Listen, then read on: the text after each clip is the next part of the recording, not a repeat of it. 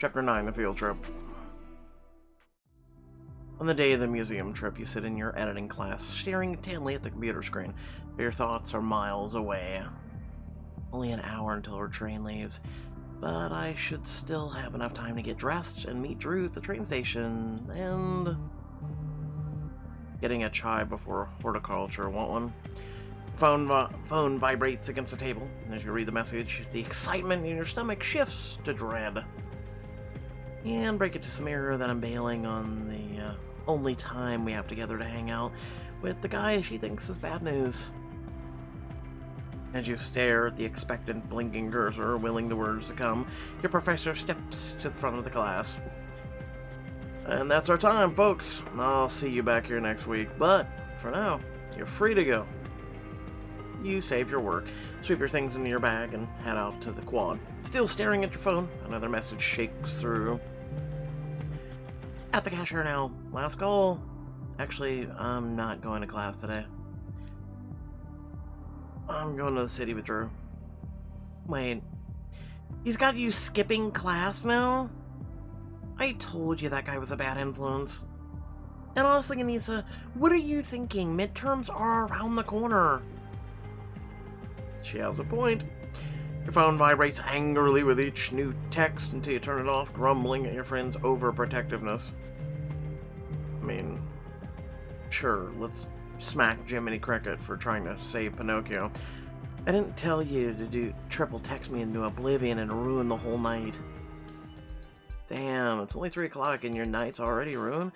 That's gotta be a new record. The unexpected voice shocks you back to reality, and when you look up, Inez is already falling in a step beside you. Hey, sorry, I didn't see you there. I was laminating your evening. Join the club. I thought the crew could hit trivia at the dive, but Drew already has plans, apparently.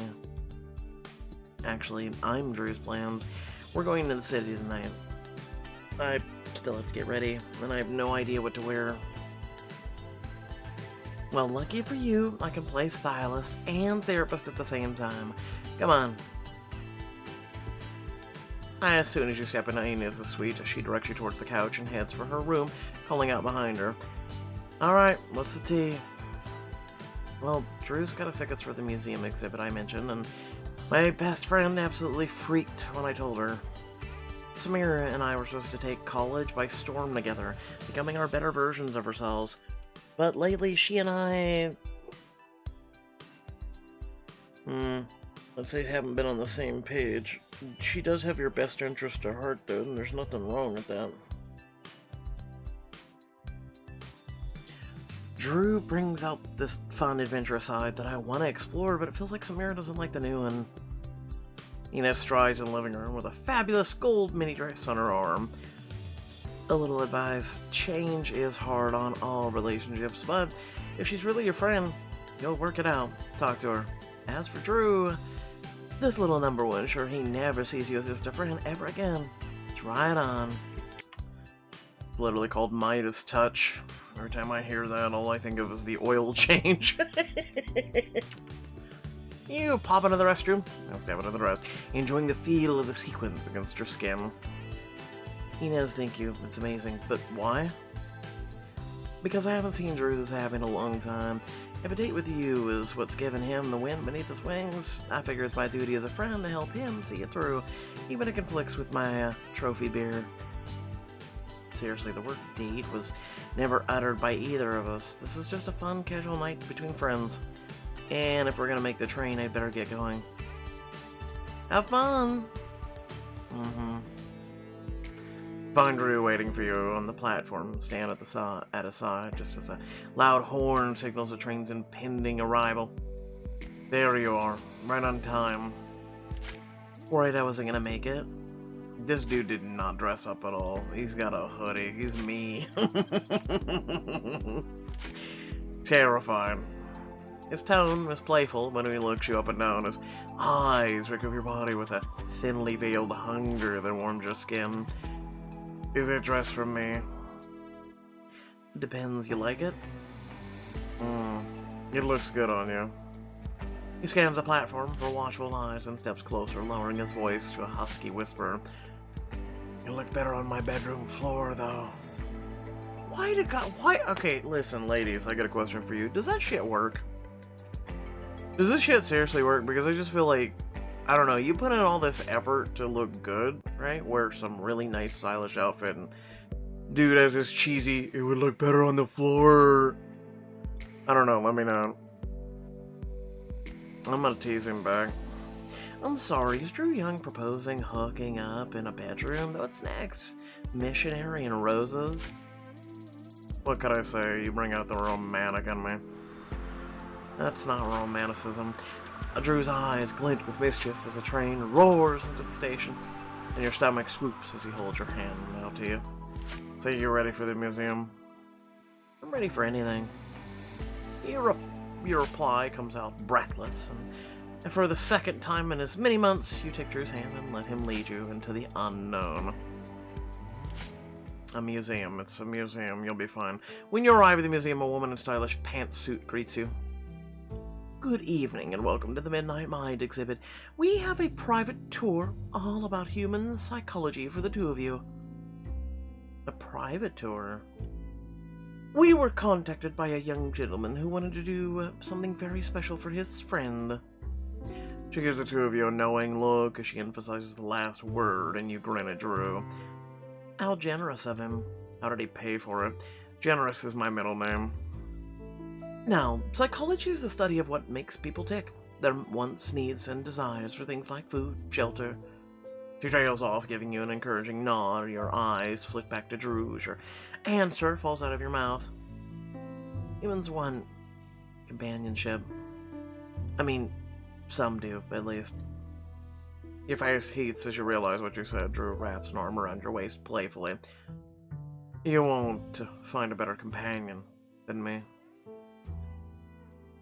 A valid response. Now then, if you'll come with me, I'll show you the first display of our exhibit, which is called Regret.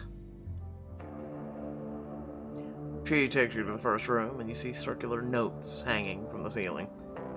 Regret is a normal part of life, but by understanding how regret works, we teach ourselves to make better decisions in the future.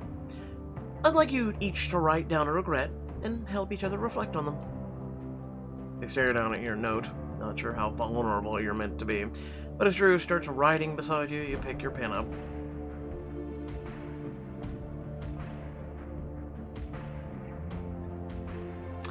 Well, Drew can't be more than an RA.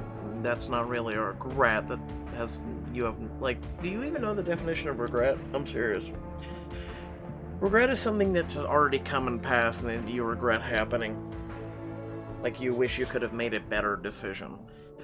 Not coming out of my shell sooner. I mean, one could say that's kind of a regret. Drifting apart from Samir, that is a regret. Drew being an RA, you have literally no control over that, really. I mean, you do, but then you don't, because it hasn't been addressed in this book, so I have to look at that. I'm gonna go with Samira. When you're done, you're met with Drew's eyes tentatively, the moment suddenly feeling much more intimate than you expected. I'll go first. Samira and I used to be attached at the hip, but ever since transferring here, that's changing. I don't want to lose her. It's obvious she's still important to you. If you really mean it, then why not make time to tell her? Did you just give me good, honest words of wisdom? Don't look shocked. It's been known to happen. His smile melts as he looks down at his own note, then he wordlessly hands it over. Want to return the favor? Not socializing more during high school, not spending more time on my hobbies, not picking a major. I'm 2 out of 3 of those. You regret your inaction, but these are all things you can still do something about. Music is in your blood, you know. You look, a look you've never seen on Drew's face before suddenly appears, a sad sort of smile that doesn't belong there. Who said this had anything to do with music? I did. I know you better than you think, Drew. Before you can respond, the curator clears her throat. Ahem. If you'll follow me, we'll continue on our tour of our demonstration about risk-taking. The curator leads you into a makeshift casino, complete with slots, game tables. At the nearest one, a pair of robotic arms deals cards. Humans are programmed to avoid pain rather than risk pleasure, so we'll often make risky decisions that the intent of avoiding the pain of loss. Let's see how the two of you react to a high-stakes game of 3-card Monty. What exactly are the stakes? As you speak, the robot arm slides poker chips in your direction, and as you join the casino table, you quickly eyeball the stack. $100,000? That's when you just walk away. It was free. It was given to you. Bye. As the robot uses its pincers to shuffle the queen, 2 jacks, Drew stands behind you, taking you by the hips. Don't think about that. Just make a guess. Where's the queen? They're all queens. On the right, on the left, in the middle.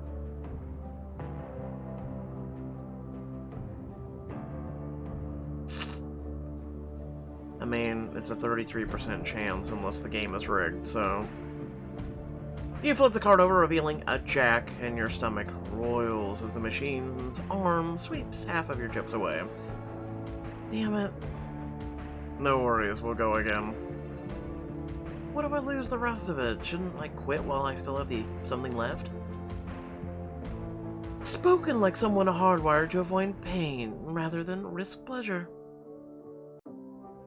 Huh. I mean, I don't get the mentality behind it. If someone can explain it to me. I never been a gambling man. I'm gonna be honest with you. It's just not something in my cards. Drew's arm tightens around you, and your lips brush against your ear. If you focus on what you have to lose, you'll never see what you could gain. But what if we risk everything and lose? That's life. You're gonna do that regardless whether you play a card game or not. Your heart pounds, skin burning where it meets his, and you get the feeling you're not asking about the game anymore. What if we don't? Better to have lost in love than to have never loved at all, or something, right? Lost in love, Tom. And who is it you love? He leans in a little, and you're struck by the nearness. His presence, the smell, the feel of him all around you. Myself, obviously. The way he whispers the words is too suggestive to be totally true, and the intimate way he holds you suggests unspoken words. Why? What answer were you hoping for? You know, speaking of psychology, the guy is never serious about anything. He avoids seriousness. Slowly, Drew goes all in with your chips, and then his hand hovers over a card. If you trust me, I'll pick... But before he can finish, Drew flips the card, revealing the confident face of the queen. A little risk is always worth the reward. Well done, if the two of you would follow me to the final portion of our exhibit. And what's this one called? Regrettable love or some shit? You follow the curator into a room full of abstract paintings, and for a moment you struggle to make out the shapes, and then you realize... Are all these people being intimate? I never got art, but suddenly it all makes sense. Attraction is driven by the same pathways in the brain that control the feeling of reward. This is why the initial stages of a relationship can feel so intense. As if to prove her point, Drew's hand brushes against yours, and the tiny contact lights up every nerve in your arm. Sexual attraction is largely unconscious and is galvanized by the limbic system, which is a primitive section of the brain responsible for regulating essential functions like hunger. Precisely, because the limbic system is so powerful, sexual or romantic yearning tends to overpower a higher order prefrontal cortex. Drew's pinky curls around yours, and the action, at once so innocent and so full of implication, essentially our subconscious wins against our consciousness, leaving us with symptoms like elevated heart rate, dilated pupils, I'm sure it also has nothing to do with the chemical reaction that's going on in our brains as well as bodies, too, right? Let's completely throw science out the window right now. As the curator talks on, Drew leans in to murmur in your ear, sending heat coursing through you. How's your heart rate, baby bird? Through this door, we have an interactive activity that tests attraction between individuals. You two are welcome to try it. What do you say, Anissa? Want to put this thing between us to the test? Oh, we'd love to. We'll talk at the end. The curator unlocks the door before stepping aside to reveal a room centered around a biometric chair and large computer monitor. You know, I remember how this went in the other book. She about to clone your ass and put you in a robot. The two of you might prefer some privacy at this part of the exhibit, so there's an instruction card for you to refer to. She slips out, and you look over to find Drew reading the instruction card, his smile growing bigger with every passing second. This chair's a reclining body scanner. One of us needs to lie on it while the other asks some raunchy museum-approved questions. And by one of us... Oh, I definitely mean you.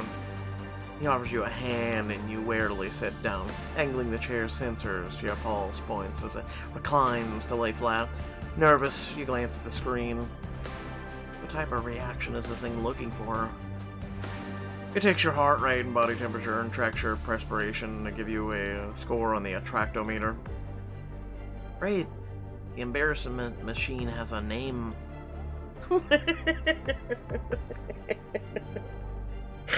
That's actually pretty good. Drew leans over you, his smirk apparent, he swipes your cheek, no doubt feeling the heat behind it. No need to be embarrassed. Most people have a thing for me. It's just a matter of degrees. He rips open the first question's envelope and reads aloud. Do you have a crush on someone? I think we both know. I wouldn't be here if I had a crush on anyone else. If it makes you feel any better, Sam. You and Drew glance eagerly over at the monitor, but nothing changes. You fight back a laugh. Wow, 0 out of 10. You must be beating women away with a stick. It's gotta be these questions that they say we throw them out and make our own. You cast the rest of the envelopes aside, and as he looks down at you, can't help but notice the intensity in his eyes. Deep in your belly, your muscles clench deliciously in anticipation. If he asks me anything more sexy than a weather report, this computer's gonna scream bloody murder. Still, a part of you wants to hear what he asks you, so you can answer in a way that'll have the same effect on him that he does on you. Fine, do your worst. What's my best feature? Your eyes. That is such a cop-out answer. You only said that because I'm looking at you. I said it because your eyes are so expressive. I can always tell what you're thinking when I look into them. Then what am I thinking of now? Drew gives you a long look, lingering at your chest, then leans in with a smirk. You tense. It doesn't take a mind reader to guess boob stuff. I don't need glasses to see how much that turns you on. Your heart races, but before you can respond, the monitor suddenly comes to life. 1 out of 10! Woo! Speaks, dude! Is it broken? Maybe. Or maybe you're just not as attractive as you think you are. Don't even joke like that, baby bird. As he speaks, Drew leans over you, bringing his face close to yours. 2 out of 10. Hubba bubba. What did you do? Nothing, except... Drew leans in again. This time, he brings his lips a breath away from yours, and you feel a warmth blooming between your legs. 5 out of 10. It's a scorcher! Oh god, the readings are connected to how close we are? Drew seems to notice, leaning back with a smirk. Ever heard of a game called Are You Nervous? Of course, you touch someone in various places until they're too nervous to keep it up. It reaches out to graze your collarbone, slowly inching lower towards your breast, and you feel your dampen. Exactly, so are you nervous? Turn the tables. As confidently as you can, you look Drew in the eye and fix him with a smile. I'm not, are you? Looking away. Without looking away, you take his hand in yours and plant it firmly on your breast. Are we really doing this? You started it, and I'm just playing your game better than you. Are you? Whose fingers push us inside your top, skimming across your nips. It's all you can do not to moan. The computer screams. Yeah, but what did it scream? Is it an 8? Is it a 10? Still not nervous? I guess it looks like the monitor would disagree. Okay. He moved his hand. No longer there. Come, Anissa. He's bluffing. He won't do anything too risque in here. Where we could be caught any moment. And he's strapped to a chair, his hand between my legs. Eyes flash to the door as your mental picture takes on a life of its own. Drew's touch reaches your inner thigh. All you have to do is make it stop to admit that I can drive you crazy with a single touch. He locks eyes with you as his hand inches towards the apex of your thighs. Are you nervous? I am not. Sorry. I'm not either, because this is the fun part. What's going on? It's never made that noise before. It basically probably hit a 10. She quickly hurries over to the machine, tapping wildly at the keyboard, pulling up the activity's results. These are incredible. Would you mind sticking around? My colleagues would love to talk to you about these results. And maybe even get you into a study to recreate them for further research.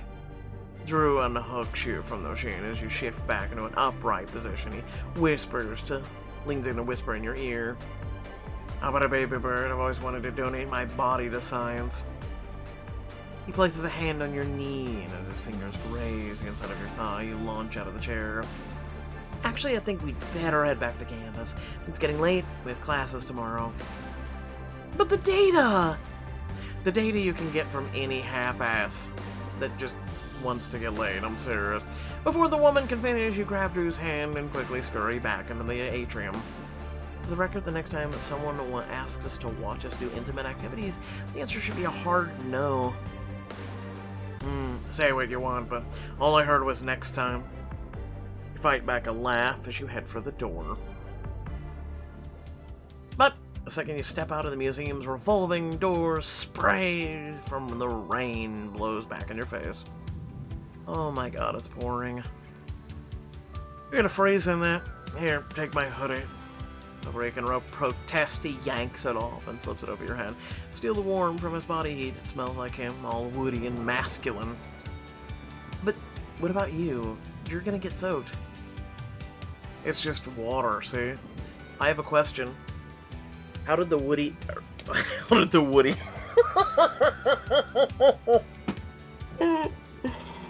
Oh, shit. How did the hoodie change colors and, like, shape and everything else like that? I just want you to realize that. They didn't think about that, I guess. Drew takes your hand, pulling you out from underneath the protection of the museum's awning and into the pouring rain. Don't be an idiot. It's cold. I should share my warmth. You throw your arms around Drew, sharing as much body heat as you can. You know, you don't need to make an excuse to get physical with me. Drew, be serious for a second. We're gonna be drenched by the time we get back to campus. Oh, we're not making it back to campus. The MTA may run through anything, but regional transit has no master. Wait, you're saying we're stuck here? Stuck is relative. How would you like to watch the storm from the top of one of the most exclusive buildings in the city? I know a guy who knows a guy. We can spend the night, wait out the storm, leave in the morning. Whose eyes are deep with promise, and though you feel a bout of nerves at the thought of staying in a stranger's home for the night, think of all the things I have to gain from taking the risk. Let's go. Hand in hand, Drew pulls you into the penthouse of a lush downtown condo a few minutes later. You marvel at the luxury all around you. This place is incredible. Are you trying to impress me or something? Drew lets go of your hand and move behind you and rub your shoulders. You can't help but lean back into his touch. That depends, is it working? He shoots you a genuine smile. All at once, you're aware of what you must look like. I'm a soggy mess. I'll just go dry off and... I think you look sexy. I like the whole undone look. Really? What clothes and running mascara turn you on? You're what turns me on. Everything else is just a bonus. Gently, he brushes away the rainwater and makeup streaming down your face, picking care around your mouth and eyes. His thumb grazes your bottom lip, and without thinking, you open to him, taking the finger into your mouth and swirling it with your tongue. Do you want me? God, yes. You can feel him growing against you, and you reach down to cup him. Anissa. Drew's mom brings you back to your senses, and you quickly pull back, swallowing hard. You promised me the best view in the city. Where's the balcony? Balcony, it's raining like crazy outside. It's just water, right? You push your way out. Turn your face to the sky, letting the icy rainwater soothe your burning face. Drew's footsteps hurry after you. Did I do something wrong? Yeah, you made me wild and reckless, and I don't even know who that was just then. That was you, Anissa, the version I've been seeing flashes of all along. Something tells me she was there before I met either of you. So why not let her out? Because, Drew, when I'm around you, the way you make me feel... Even looking at him now is enough to make your heart race, and between your thighs aches so neat, so deep and raw that you can hardly focus. I don't know if I can control it. He reaches for your hood, pulling it up over your head. His hands linger, framing your face as the lightning crackles in the sky. Then don't. And then he kisses you. Hard, hot. You press yourself to him as your lips move roughly against his.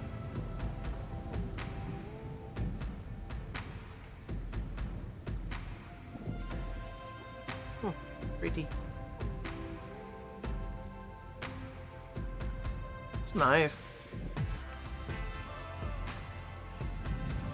Clutch the so cotton fabric of his shirt. Open your mouth to him, reveling in the feel of his tongue brushing against yours.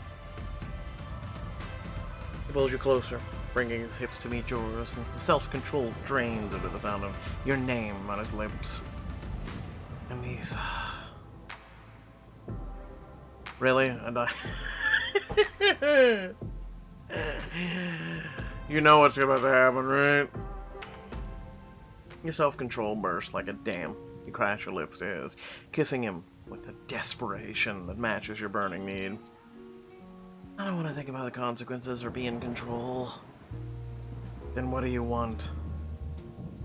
Your mind races, conjuring up and dismissing thought after thought before giving in to your only remaining feeling. Quietly, you admit, I just want you. All of you. His eyes darken, and the throbbing between your legs intensifies. Then come get me. That's when he jumps off the roof, right? You... Wee!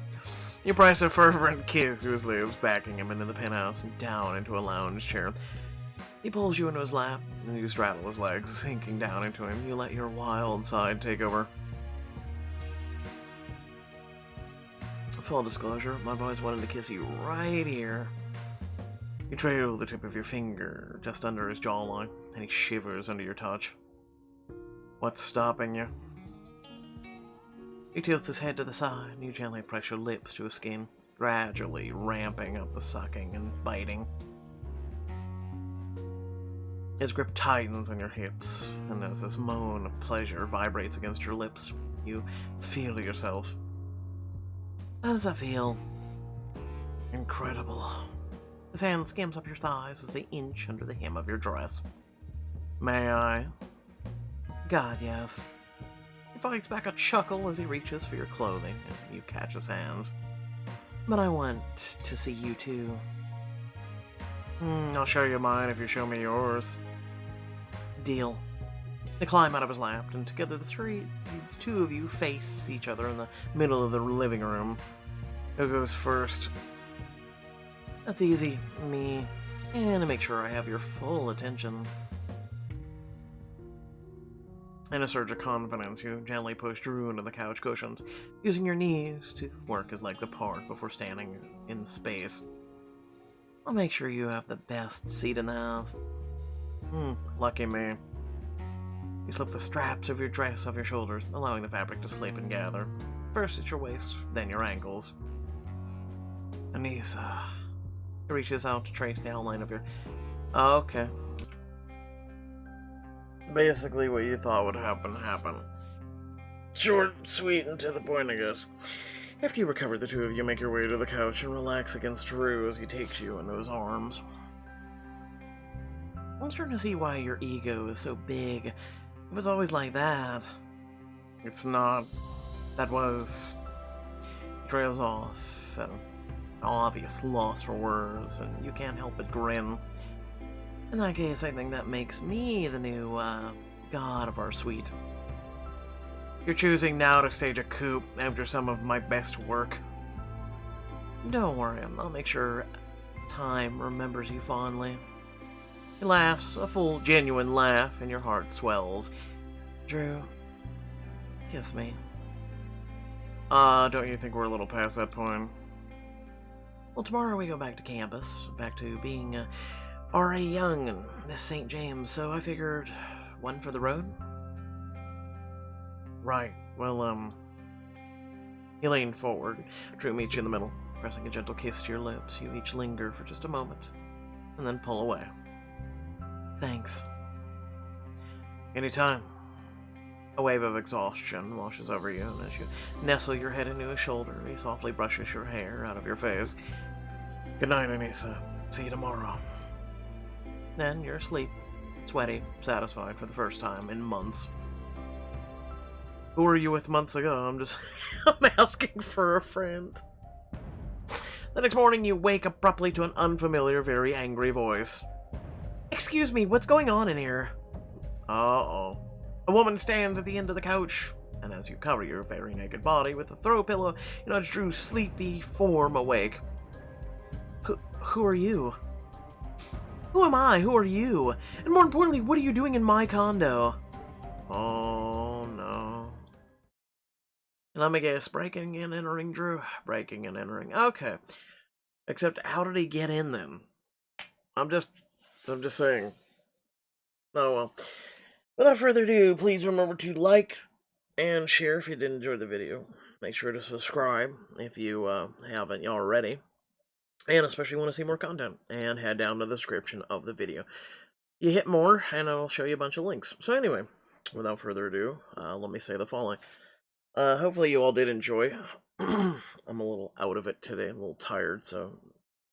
sorry that I'm not at 100% of my perfect reading. I did enjoy a couple of the chuckles that I gave. Hopefully you laughed the same. And as for me, I don't know. I'm a complicated beast. Really. I typically keep my head cool about a lot of things. I don't want for much. I live a simple life. Because, I don't know. I just don't expect much, right? If you know me, you know me. If you don't, you don't. From what I've talked about in streams and things like that. I keep everything in check and in their cages, right? Like, I would like to meet someone someday that releases all that and I can be myself with, but, until then, I guess, you know, I don't know, I live a shell of a person. I mean, you know, I do have wants and whatnot, but again, I just keep them in check because a lot of times, from my personal observation, that can lead you to stupid things, stupid decisions, and stupidity in a nutshell, let me be honest. And then at the same time, I just haven't met anyone, right? And then also, I have to feel right with that person, in terms of, you know, who, what, when, where, and why, and giving myself over to them, and even showing them an inkling of who I truly am and what I'm capable of and what I can offer them, right?